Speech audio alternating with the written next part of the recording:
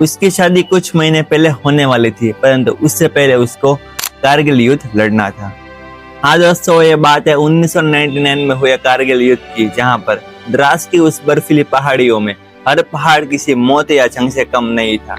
परंतु उसी के वक्त भारत देश का एक सिपाही, एक युवा सिपाही 23 साल की उम्र में अपने देश के जवानों का नेतृत्व कर रहा था। इसका नाम था कैप्टन अनुज नायर। वो करीब 17,000 मेजर के अधिकारी थे। उनको कारगिल के उस युद्ध में पॉइंट 4875 पर कब्जा करने का मिशन दिया गया था। दोस्तों, ये जगह बहुत आसान नहीं थी। यह वही जगह थी जहां पर दुश्मन ने अपनी भारी किलाबंदी करके रखी थी। लेकिन कैप्टन अनुज नायर ने पीछे हटने का निर्णय नहीं किया।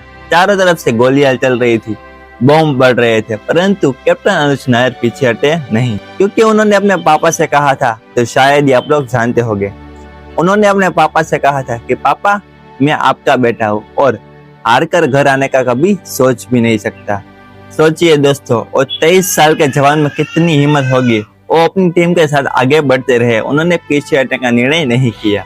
और 6 जुलाई 1999 में उन्होंने अपनी टीम के साथ दुश्मनों पर हमला शुरू कर दिया, पर उसी के वक्त दुश्मनों ने इन पर हमला शुरू कर दिया। दोस्तों, हालात इतने गंभीर हो चुके थे कि इस लड़ाई में कैप्टन अनुज नायर ने अपने टीम के प्लाटून कमांडो को खो दिया था। लेकिन कैप्टन अनुज नायर डरे नहीं, उन्होंने हार नहीं मानी और अपनी बहादुरी से आगे बढ़ते रहे।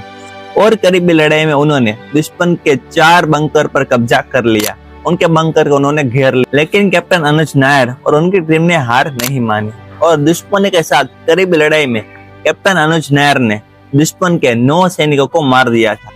युद्ध धीरे धीरे चल रहा था, पर अचानक दुश्मन की ओर से आरपीजी मतलब रॉकेट का हमला हुआ और उस हमले में हमने अपने युवा और बहादुर सिपाही कैप्टन अनुज नायर को खो दिया।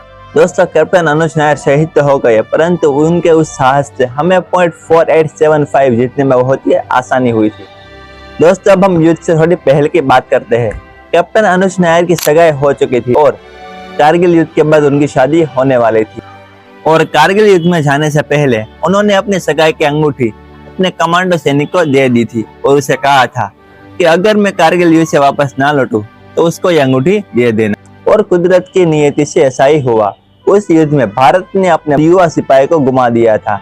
उसमें से एक नाम था, वो था कैप्टन अनुज नायर। दोस्तों, कैप्टन अनुज नायर आज हमारे बीच नहीं रहे, परंतु उनका बलिदान, उनकी हिम्मत आज भी हमारे दिलों में जिंदा है। दोस्तों, मैं आगे ऐसे शहीदों और हिस्टोरिकल वॉर की स्टोरी लाता रहूंगा, तो मुझे फॉलो और सब्सक्राइब कर लेना। और इसे जवानों और शहीदों के लिए जय हिंद, जय भारत।